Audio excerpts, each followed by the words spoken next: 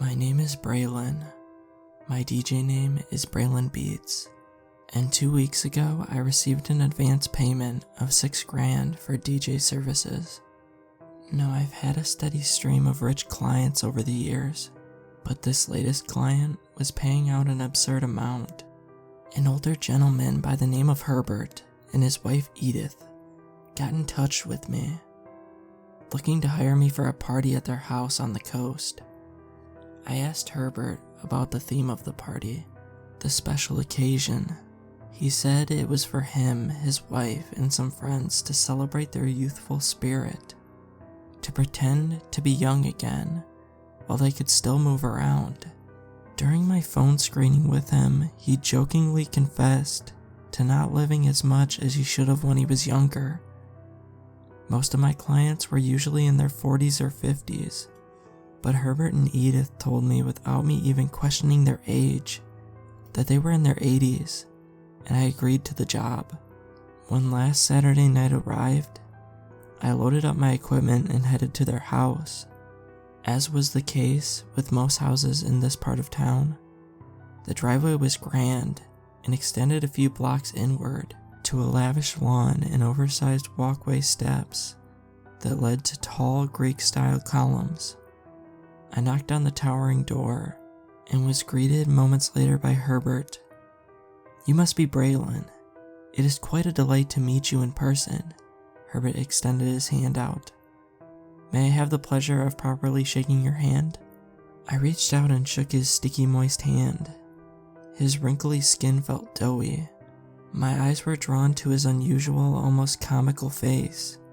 The moonlight illuminated his pale features. He was bald, which is not uncommon when you are that age, but the wrinkle lines above his forehead kept going and going up his scalp. His ears were too big for his head, but his eyes, nose, and mouth were tiny, almost like a kid had used a marker to draw a face on a blank canvas of skin. After bringing my equipment inside, Herbert introduced me to the other guests in attendance. 6 other men and women in their 80s were a little too overjoyed to meet me in the flesh. The final introduction was to Edith. She was much shorter than Herbert, but she stood confidently. Long gray hair touched her shoulders. "Braylon Beats, it's an honor to be in your presence tonight." Edith sized me up with her brown eyes. "I do wish I could be your age again. You are in your 30s, right?" "Yes, ma'am. I'm 32. So, do you want me to get started?" Herbert cut in. "Well, before we get to dancing, we were hoping that you would join us for dinner. Our daughter Melissa is almost done getting everything ready. I do hope you won't turn down a meal with good company." "I don't know. I don't typically."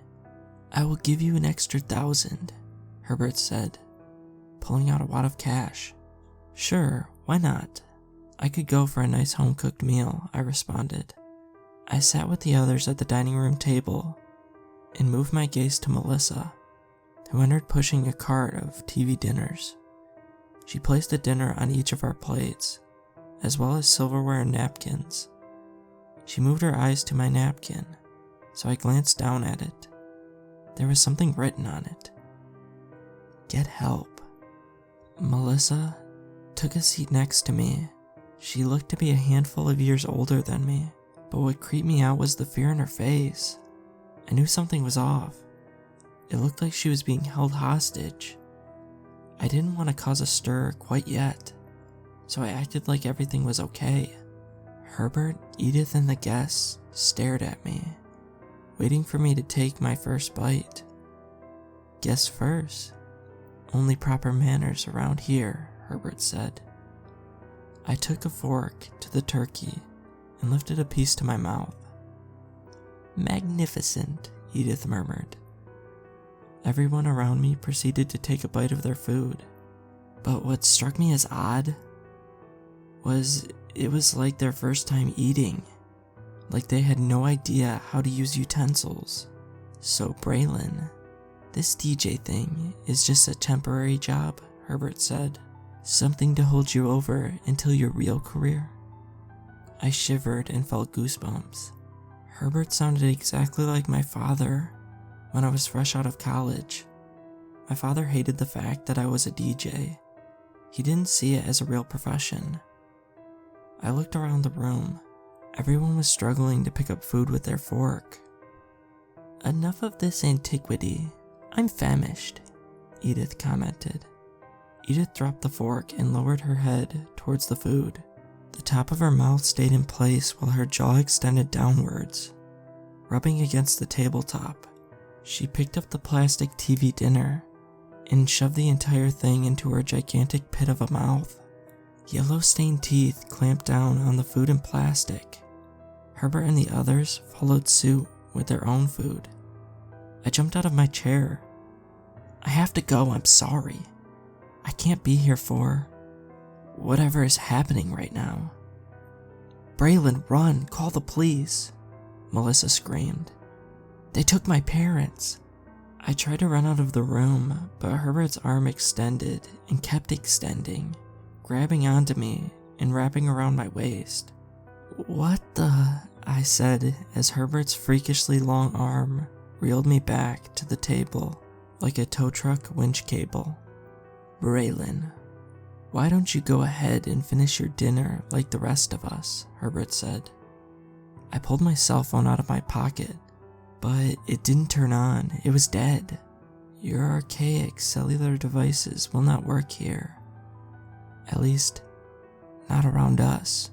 Herbert stood up and walked over to my chair, gesturing for me to have a seat.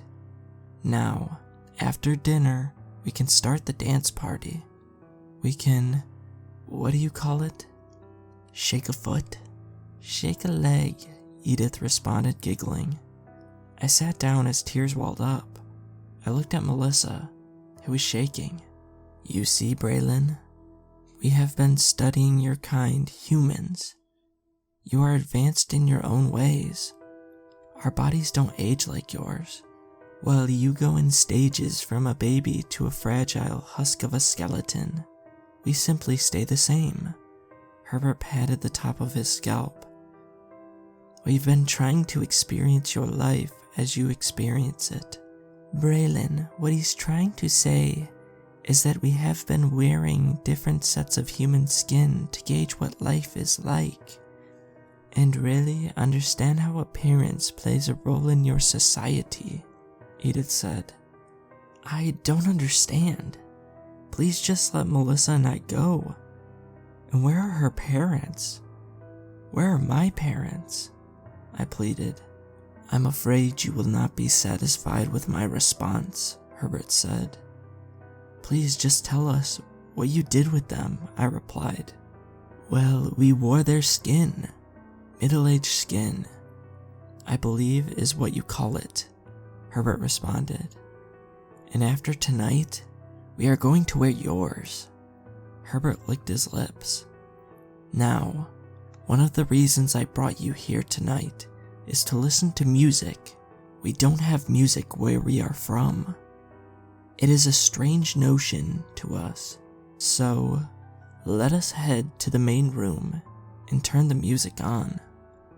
Herbert and the others dragged Melissa and I into the other room while we squirmed and tried to break free. Play your music, Braylon, and I will consume Melissa, Herbert yelled. I stood behind my equipment and flipped open my laptop. The laptop's not working, I said. Right, I can fix that for you. Herbert put his palm on the laptop.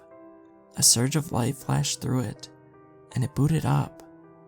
I felt like I had no choice but to spin up some music for them. My heart was pounding.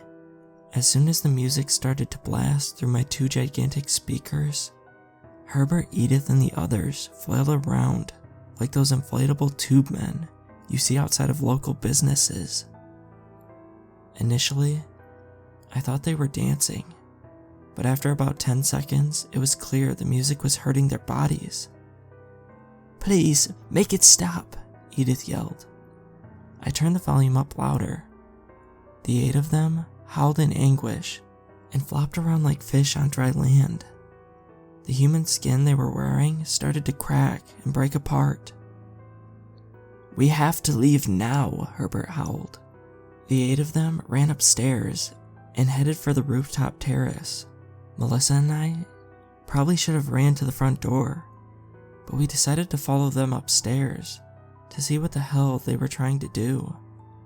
When we stepped outside onto the rooftop, a bright blue light illuminated the ground and extended above through the dark gray clouds. The 8 beings floated towards the sky. The light disappeared. Moments later, a loud squishy thud pierced our ears. 2 giant piles of rotten flesh and bone had landed right next to us. It was our parents, at least what remained of their lifeless bodies. Disgusting clumps of mushed up remains. Melissa and I may have survived the night, but for the past few days, every human I've seen has been weirding me out. They keep looking at me, staring longer than they should. I feel like my every move is being watched and monitored by whatever thing I saw that night of the party. I'm scared and feeling helpless. I wish others would believe me when I tell them we are not alone in this world.